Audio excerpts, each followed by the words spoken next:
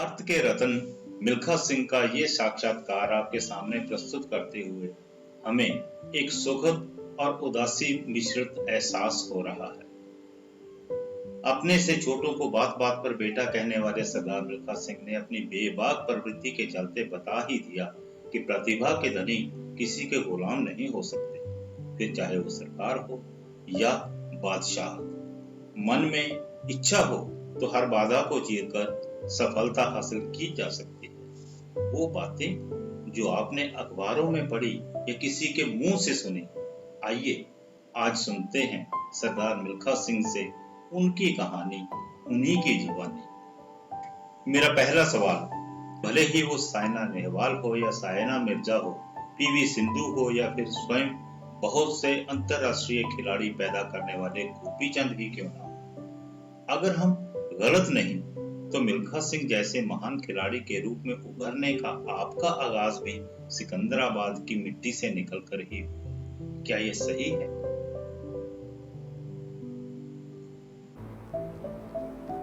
सबसे पहले तो मिल्खा सिंह का नमस्कार और बहुत बहुत प्यार।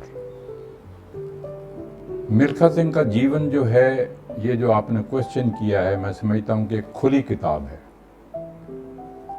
मिल्खा सिंह के नाम से हर इंडियन जो है वो वाकिफ़ है, चाहे कोई ऑस्ट्रेलिया में है, इंग्लैंड में है, अमेरिका में है, कहीं भी है, सब जानते हैं कि मिल्खा सिंह का जीवन कैसे शुरू हुआ। तो मुझे खुशी है कि आज आपने सवाल पैदा किया है कि साइना नेहवाल और पीवी संधू और गोपी चंद, कितने ही लोग जो हैं वो हैदराबाद से पैदा हुए। और आपको मैं ये बताना चाहता हूँ कि मेरा भी जीवन जो है 1951 में वहीं से शुरू हुआ था।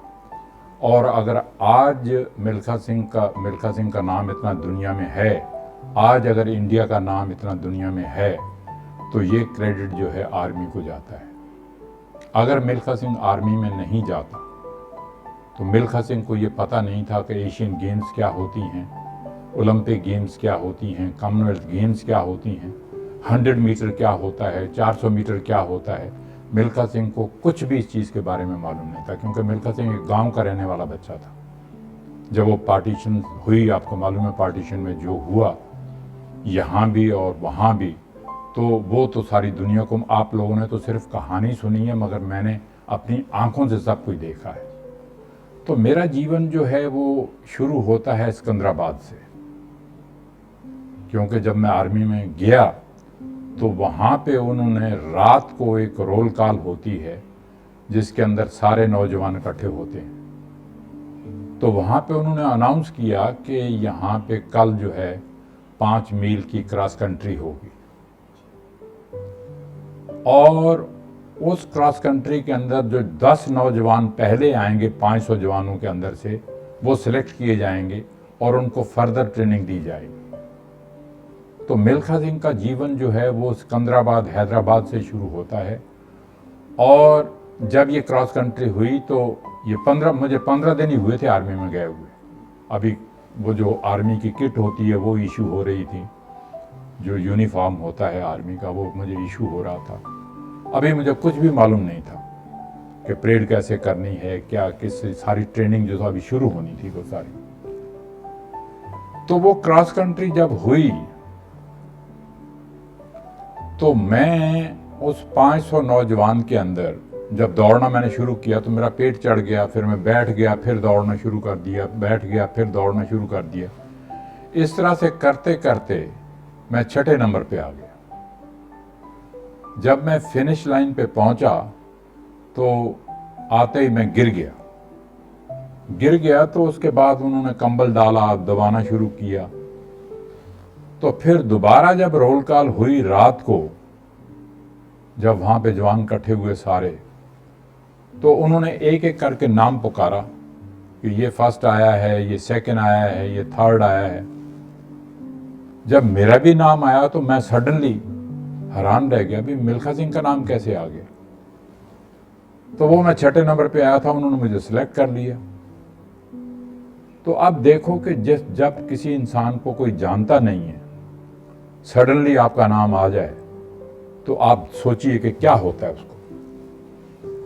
तो जब वो रोल कॉल ख़त्म हुई तो मैं अपनी बैरक में वापस गया, तो बैरक के अंदर जो हैं वो ये नहीं होता कि सरदार लोग अलग हैं, हिंदू अलग हैं, मुस्लिम अलग हैं, ऐसी कोई चीज़ नहीं होती। सब एक साथ ही रहते हैं, चाहे कोई मद्रासी है, बंगाली है, पंजाबी है, सब एक साथ ही बैरक में होते हैं। तो जो मेरी बैरक में 40-50 लोग थे, उन्होंने मुझे कंधे पे उठा लिया, मिल्खा सिंह जी कमाल कर दिया, कमाल कर दिया, कमाल कर दिया। तो मेरा कहने का मतलब ये है बेटे कि जब किसी इंसान को कोई जानता नहीं है, सडनली आपका नाम आ जाए कि मिल्खा सिंह, मैंने कहा मैंने क्या काम कर दिया ऐसा जो इन्होंने मुझे कंधे पे उठा लिया। तो वो चीज़ जो थी मुझे इतनी इंस्पायर कर गई, इतनी इंस्पायर कर गई। मैंने कहा ये तो कुछ भी नहीं है। क्रॉस कंट्री इन्होंने करवाई है, मैंने तो इतनी तकलीफ़ें ज़िंदगी में देखी हैं। माँ बाप मेरी आंखों के सामने मारे गए, बहन भाई मेरी आंखों के सामने मारे गए। जब मैं पाकिस्तान से यहाँ आया, ना रोटी खाने को थी, ना कपड़ा पहनने को था, ना जगह रहने के लिए थी। पुरानी दिल्ली प्लेटफार्म के ऊपर पड़े हुए हैं, यहाँ पे बॉडी, यहाँ लाश पड़ी हुई है, वहाँ लाश पड़ी हुई है, लोगों के पास सोने के लिए जगह नहीं है। तो इतनी तकलीफ़ों के अंदर हमने वो तकलीफ़ें देखी हैं कि आप कभी सोच भी नहीं सकते इन चीज़ों।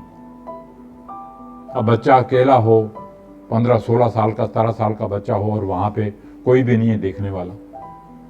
तो फिर ये जब जीवन शुरू होता है, ये आर्मी से शुरू होता है। तो ये सारा क्रेडिट जो है मैं आर्मी को देता हूँ। अगर आज हिंदुस्तान का नाम दुनिया भर में है, मिल्खा सिंह का नाम जो है ये सब आर्मी को जाता है।